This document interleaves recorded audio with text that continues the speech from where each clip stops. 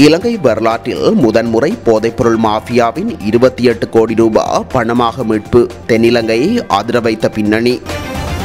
மஹிந்த வீட்டுக்கு அடுத்த பேரடி. இறுகிய முகத்துடன் சிஐடியிலிருந்து வெளியேறிய கோட்டபாய. வெளியானது முழு விவரம்.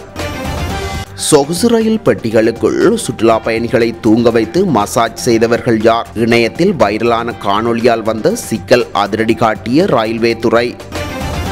சுண்டிக்குளம் கடற்கரை பகுதியில் கரையொதுங்கிய மர்ம பொருள். அவசரமாக அழைக்கப்பட்ட கடற்படை. பட்டப்பகலில் யாழ்ப்பாண நகைக்கடைக்குள் சிஐடி என கூறியிறங்கி 30 லட்சம் ரூபாய் பணத்தை சுருட்டிய கொள்ளையர்கள். விசாரணைகளில் கசிந்த திடுக்கிடும் தகவல்கள்.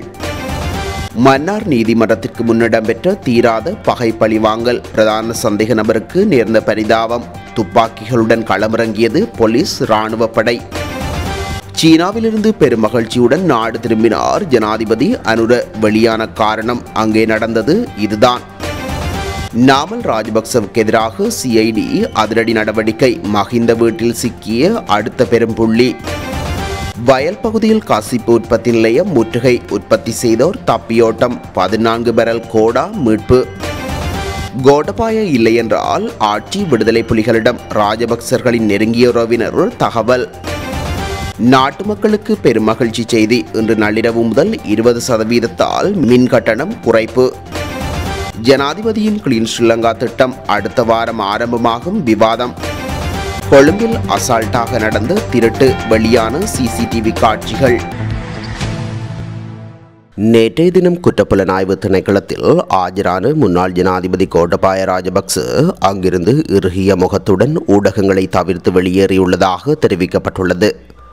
சட்டவிரோதமாக சொத்து குவிப்பு குற்றச்சாட்டு தொடர்பிலான விசாரணை தொடர்பில் வாக்குமூலம் ஒன்றை பெற்றுக்கொள்வதற்காகவே அவருக்கு இந்த அழைப்பு விடுக்கப்பட்டிருந்தது.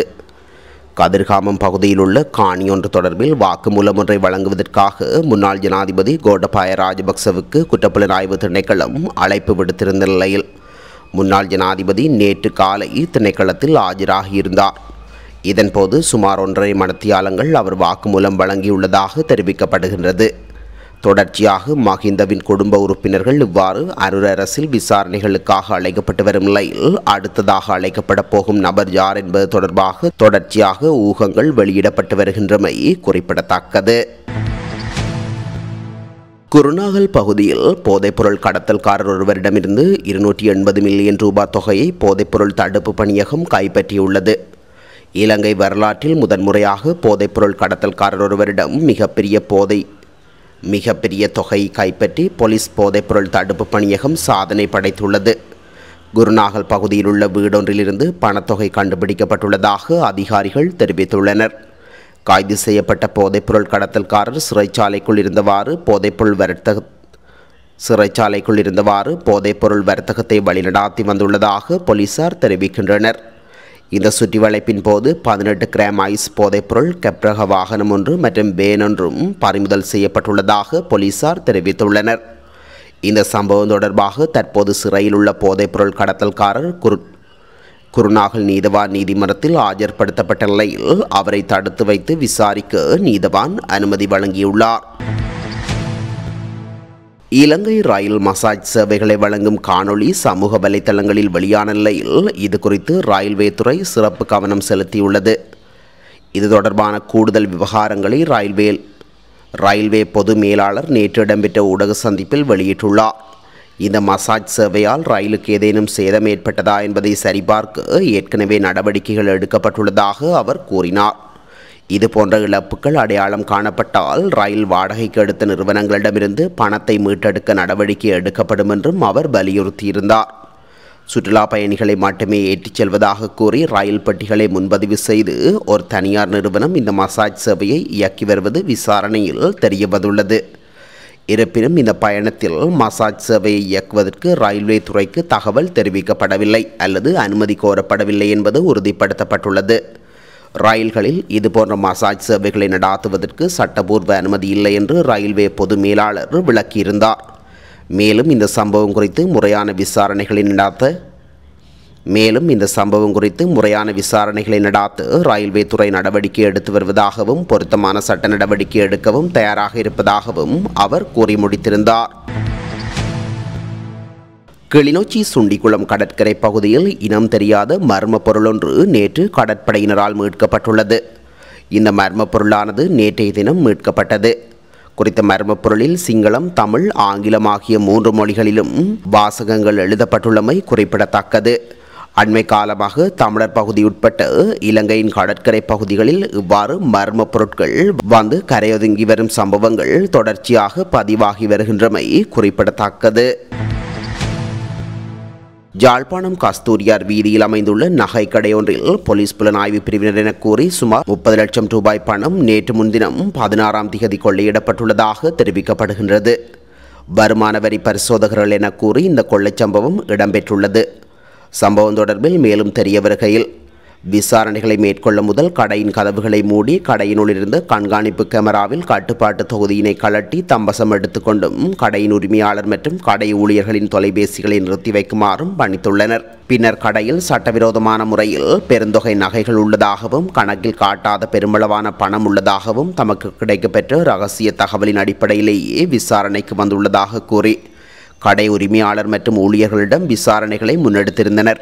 இதனைத் தொடர்ந்து கடையினை சோதனையிட வேண்டும் என கூறி கடையில் காணப்பட்ட நகைகள், கடையில் இருந்து 30 லட்சம் ரூபாய் பணம் என்பவற்றை தாம் எடுத்துச் செல்வதாகவும் அவற்றினை தமது அலுவலகத்திற்கு வந்து உரிய பற்றுச்சீட்டுகளை கணக்குகளை சமர்ப்பித்து அவற்றை பெற்றுக்கொள்ளுங்கள் என கூறி அவற்றினை எடுத்துச் செல்ல முற்பட்டுள்ளனர். நகைகளையும் பணத்தினையும் தாமே அலுவலகம் கொண்டு வருவதாக கடை உரிமையாளர்கள் கூறி அவற்றை எடுத்துச் செல்ல மறுப்பு தெரிவித்த போது, நகைகளை நீங்கள் கொண்டு வந்து அலுவலகத்தில் ஒப்படையுங்கள், பணத்தினை நாம் எடுத்துச் செல்கிறோம் என கூறி பணத்தினை எடுத்துச் சென்றுள்ளனர். அவர்கள் பணத்தினை எடுத்துச் சென்ற பின்னரே கடை உரிமையாளர் சக கடை உரிமையாளர்களிடம் கூறிய போதே வருமான வரி பரிசோதகர்கள் என கூறி வந்த கும்பல் மோசடி கும்பல் என தெரிய வந்துள்ளது. சம்பவம் தொடர்பில் பாதிக்கப்பட்ட நகைக்கடை உரிமையாளர் யாழ்ப்பாணம் போலீஸ் நிலையத்தில் முறைப்பாடு பதிவு செய்துள்ளார். இந்த நிலையில் யாழில் பரபரப்பாக இயங்கும் நகைக்கடைகள் உள்ள கஸ்தூரியார் வீதியில் இவ்வாறான துணிகர கொள்ளை சம்பவம் இடம்பெற்றுள்ளமை அப்பகுதியில் பெரும் பரபரப்பை ஏற்படுத்தியுள்ளது. மன்னார் நீதிமன்றத்திற்கு முன்னால் இடம்பெற்ற துப்பாக்கிச்சூட்டு சம்பவத்தை வழிநடத்தியவருக்கு எதிராக சிவப்பு எச்சரிக்கையை பெற்றுள்ளதாக பதில் போலீஸ் மாதிபர் சட்டத்தரணி பிரியந்த வீரசூரிய தெரிவித்துள்ளார். கொழும்பில் நேற்று இடம்பெற்ற ஊடக சந்திப்பின் போதே அவர் இவ்வாறு குறைப்பட்டுள்ளார்.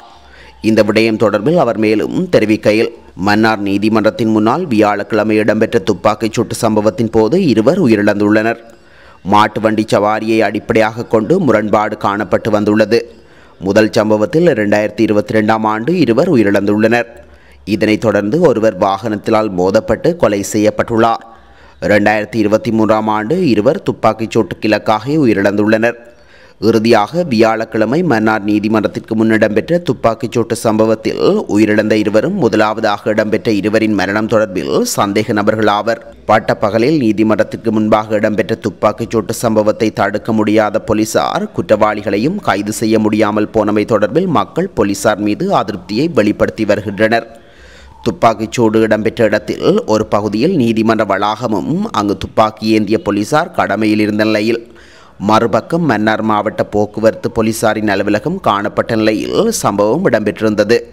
குறித்த இடத்திலிருந்து 50 மீட்டர் தொலைவில் இராணுவ முகாம் காணப்பட்ட நிலையில் குறித்த துப்பாக்கிச்சூட்டு சம்பவம் இடம்பெற்றுள்ளதுடன் சந்தேக நபர்களும் தப்பிச் சென்றுள்ளமை மன்னார் மாவட்ட போலீசார் மற்றும் இராணுவத்தின் பாதுகாப்பு கடமை தொடர்பில் பல்வேறு விமர்சனங்களையும் ஏற்படுத்தியுள்ளது. முன்னதாகவே குறித்த சம்பவத்தில் உயிரிழந்த நபர் மீது கடந்த வருடம் போலீஸ் சீருடையுடன் வருகை தந்த நபர் ஒருவர் துப்பாக்கி பிரயோகம் மேற்கொண்டிருந்த நிலையில் குறித்த நபர் தெய்வாதீனமாக உயிர் தப்பியிருந்தார். இதே நேரம் சம்பவத்தின் பின்னணியில் உள்ள வழக்கு ஒன்றுடன் தொடர்பட்ட 2 நபர்கள் முன்னதாகவே அடமன் பகுதியில் சுட்டுக் கொல்லப்பட்ட நிலையில் ஒருவரிடம் கடந்த நிலையிலும் குறித்த கொலை தொடர்பிலோ கொலை முயற்சி தொடர்பிலோ போலீசார் முறையாக விசாரணை செய்யாததன் விளைவே கொலைகளுக்கான பின்னணி என நம்பப்படுகின்றது. எவ்வாறாக இருந்தாலும் அதை ஏற்றுக்கொள்ள முடியாது. சம்பவம் தொடர்பில் துரித விசாரணைகளை முன்னெடுத்துள்ளோம். குறித்த சம்பவத்தை வழிநடத்தியவர் வெளிநாட்டில் இருக்கின்றார். அவருக்கு எதிராக நாம் சிவப்பு எச்சரிக்கையை பெற்றுள்ளோம் என தெரிவித்துள்ளார். இதேவேளை மன்னார் நீதிமன்றத்தின் முன்னால் இடம்பெற்ற துப்பாக்கிச்சூட்டு சம்பவம் தொடர்பிலான விசாரணைகளை முன்னெடுக்க 4 போலீஸ் குழுக்கள் நியமிக்கப்பட்டுள்ளதாக போலீசார் தெரிவித்துள்ளனர். ஜனாதிபதி அனுரகுமார திசாநாயக்க சீனாவுக்கான தனது 4 நாள் உத்தியோகபூர்வ விஜயத்தை வெற்றிகரமாக நிறைவு செய்து நேற்று மாலை நாடு திரும்பியிருந்தார். சீனாவுக்கான உத்தியோகபூர்வ விஜயத்தின் இறுதி நாளான நேற்று காலை ஜனாதிபதிக்கும் சிச்சுவான் மாகாண சீன கம்யூனிஸ்ட் கட்சியின் செயலாளர் வோங் சியூசிங்கும் இடையிலான சந்திப்பு இடம்பெற்றது. இதன் பின்னர் சீனாவின் டெங்பெங் மின்சார கூட்டுத்தாபனத்திற்கு ஜனாதிபதி விஜயம் செய்திருந்தார். சீனாவுக்கான தனது 4 நாள் உத்தியோகபூர்வ விஜயத்தின் நிறைவை குறிக்கும் வகையில் ஜனாதிபதி அனுரகுமார திசாநாயக்க அடிமட்ட நிலையான அபிவிருத்தி மூலம் கிராமிய மறுமலர்ச்சியை நிரூபிக்கும் முன்மாதிரி கிராமமான சென்கி மாதிரி கிராமம் மற்றும் தேசிய விஞ்ஞான தொழில்நுட்ப மற்றும் விவசாய நிலையத்திற்கும் விஜயம் செய்திருந்தார். வெளிவிவகார, வெளிநாட்டு வேலைவாய்ப்பு மற்றும் சுற்றுலா அமைச்சர் விஜித ஹேரத், போக்குவரத்து, நெடுஞ்சாலைகள், துறைமுகங்கள் மற்றும் சிவில் விமான சேவைகள் அமைச்சர் பிமல் ரத்நாயக் ஆகியோரும் இந்த நிகழ்வுகளில் கலந்து கொண்டிருந்தமை குறிப்பிடத்தக்கது. நாடாளுமன்ற உறுப்பினர் நாமல் ராஜபக்சவுக்கு எதிரான வழக்கொன்றின் ஆவணங்களை பரிசோதிக்க குற்றப்புலனாய்வு திணைக்கள காவல்துறையினருக்கு அனுமதி வழங்கப்பட்டுள்ளது. குறித்த உத்தரவானது நேற்றைய தினம் கோட்டை மாஜிஸ்திரேட் நீதிமன்றத்தால் வழங்கப்பட்டுள்ளது. கொழும்பு கோட்டை கிறிஸ் டிரான்ஸ்பரட் சதுக்கத்தில் 4.3 ஏக்கர் நிலத்தை குத்தகைக்கு வழங்குவதில் 70 மில்லியன் ரூபாய் மோசடி செய்யப்பட்டுள்ளதாக நாமல் ராஜபக்சவிற்கு எதிராக கொழும்பு நீதிமன்றத்தில் வழக்கொன்று தொடுக்கப்பட்டுள்ளது. மட்டக்களப்பு வவுணதீவு போலீஸ் பிரிவில் உள்ள பெரியகாலை கேடைமடு வயல் பகுதியில் கசிப்பு உற்பத்தி நிலையத்தை நேற்று வெள்ளிக்கிழமை போலீசார் முற்றுகையிட்டிருந்தனர். இதன்போது உற்பத்தியில் ஈடுபட்டிருந்தோர் தப்பியோடியுள்ளதாக அங்கிருந்து கிடைக்கும் தகவல்கள் தெரிவிக்கின்றன.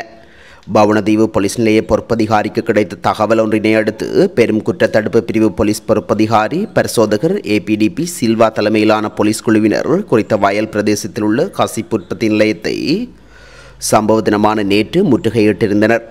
போலீசாரை கண்டு அங்கிருந்தவர்கள் தப்பியோடிய நிலையில் அங்கு கசிப்பு தயாரிப்பதற்காக 14 பேரல்களில் தயாராக இருந்த கோடாக்களை மீட்டு அதனை அங்கு உடைத்து ஊற்றி அழித்ததுடன் பேரல்களை மீட்டுள்ளதாக போலீசார் தெரிவித்துள்ளனர்.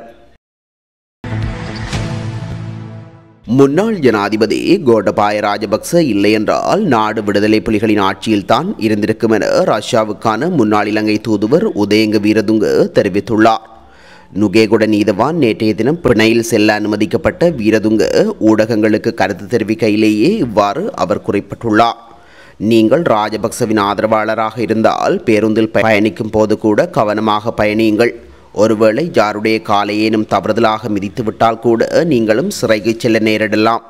தற்போது கிளீன் ஸ்ரீலங்கா திட்டம் நடைமுறைப்படுத்தப்பட்டு வருகின்றது.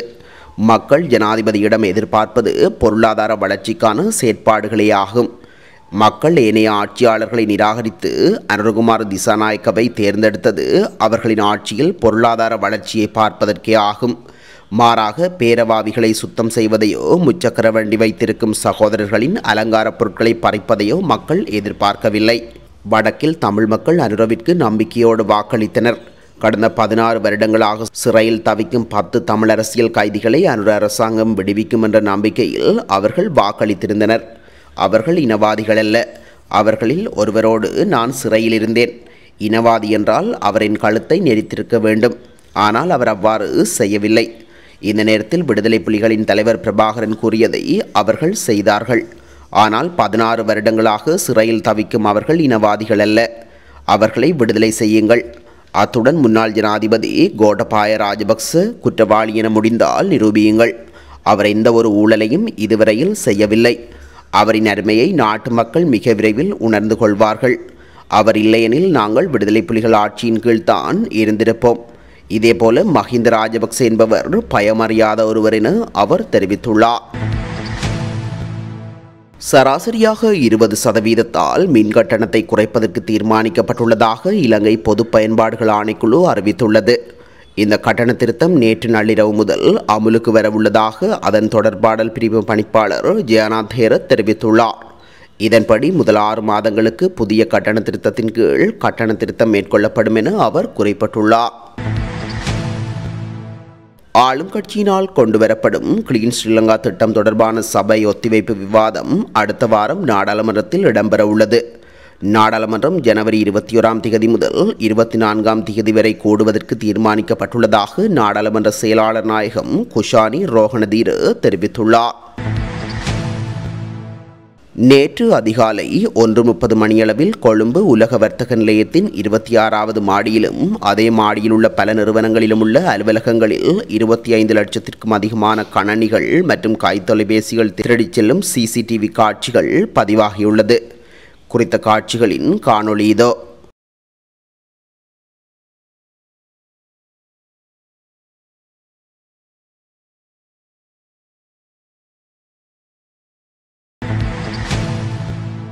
இலங்கை வரலாற்றில் முதன்முறை போதைப்பொருள் மாஃபியாவின் 28 கோடி ரூபாய் பணமாக மீட்பு தென்னிலங்கையை அதிர வைத்த பின்னணி.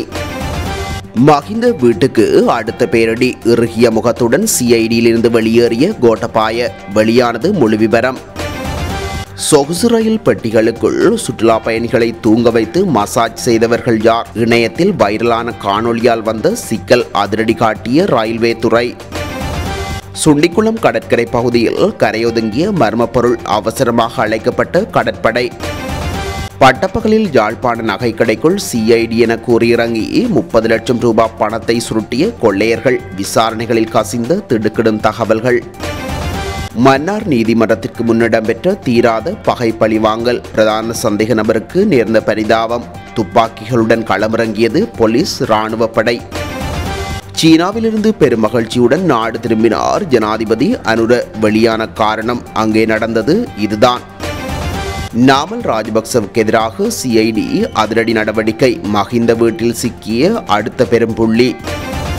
வயல் பகுதியில் கசிப்பு உற்பத்தி நிலையம் முற்றுகை. உற்பத்தி செய்தோர் தப்பியோட்டம். 14 பேரல் கோடா மீட்பு. கோடபாய இல்லை என்றால் ஆட்சி விடுதலை புலிகளிடம். ராஜபக்சர்களின் நெருங்கிய உறவினர் தகவல். நாட்டு மக்களுக்கு பெரும் மகிழ்ச்சி செய்தி. இன்று நள்ளிரவு முதல் 20% மின் கட்டணம் குறைப்பு.